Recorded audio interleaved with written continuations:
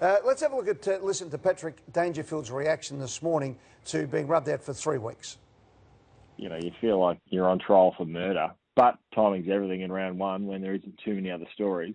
It was big. After the game, I didn't think there was anything in it at all, to be honest. And then I suppose as the hours unfold, the day passes, it goes from, I don't think there's anything in it because it was within play to, yeah, I'm in a bit of trouble here.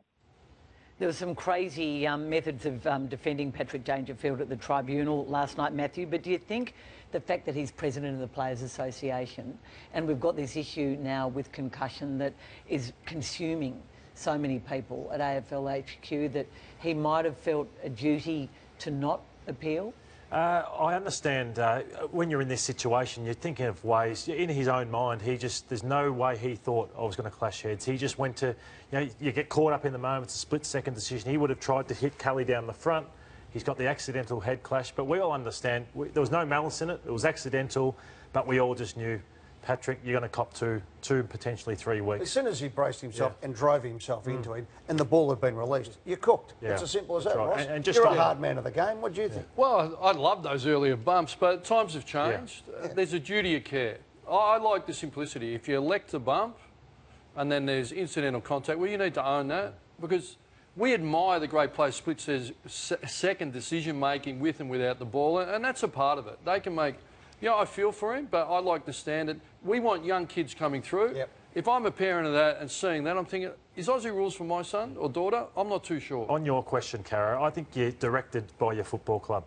So whether it was my brother Simon Lloyd as head of football or whether it's someone else, often they're the ones that'll say to you... I think he might have felt the extra weight of responsibility, though. It would have been a bad look if he'd appealed. He's a great football citizen, Patrick Dangerfield, and I agree with you. I think he would have looked at it and realised... I think he would have put the football citizen ahead of the Geelong Cats. I think he was going to get done anyway, and I think he not only was pragmatic, but I think he took the higher moral ground. I agree with you, and I salute him.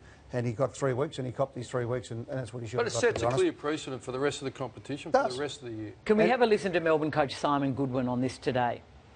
I'm pretty clear with our players that we got to tackle. The bump's very risky, and you got to tackle the right way now too. Anything to do with the head, you're in trouble, and you run the risk if you bump, and you run the risk if you sling tackle. So all those things need to be done really well. But the message from my players is pretty clear: tackle where you can. What Simon said there, we knew that 11 years ago when I was still playing. So I don't know why we're still in this position. I just want to hear everyone to listen to what Patrick Dangerfield had to say during the week and an incident I found myself in around 11 years ago. Do you feel like you had a realistic alternative in the way you played that incident? Oh, I didn't think at the time. I think it's easy to review something at 30 frames per second. I think as much as you have a due diligence to look after the health and safety of others around you, you've got to look after yourself as well. So he just got the execution wrong, and it was just a moment for myself with Chris Judd, guys, where I'm ready bracing. In 2008, the last second I pull out and say, I'm just going to cop what's coming my way, because I knew if I got that execution wrong, I am going to miss weeks. So you both copped it? So we both copped it and we had a head clash. I don't know what would happen this time around because there's a head clash there, but I pulled out of the hip and shoulder knowing that if I got that execution wrong, I hit him in the head, I was going to be in serious trouble. But yet we're still having this debate now. And we've also got inconsistency. I want to show you Kiara Bowers last weekend in the AFLW. Opening of the game, Big Demon Eden Zanker, she's been the dangerous tackle that is executed, saw her sent to the trial, a 1 week suspension, I should say, Ross. She's the AFLW best and fairest favourite at this moment. Look at that.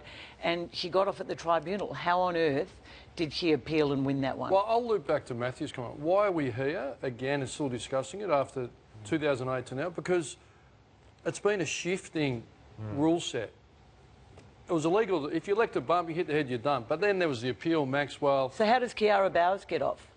Well, looking at that vision, I don't know. You Even need to Paul set a precedent. Fremantle greats come out and maybe she didn't see, but at the end of the day, there's a duty of care. That was really uncomfortable viewing. And again, would you want your daughter to be a part of that? You don't want anyone suspended whether they need to. They're both great players. But why are we here? The confusion, because the rules have changed. They've tightened it up again. If you elect the bump, you're done if you hit the head. So I like it. Let's not shift it again. Let's just keep the precedent strong.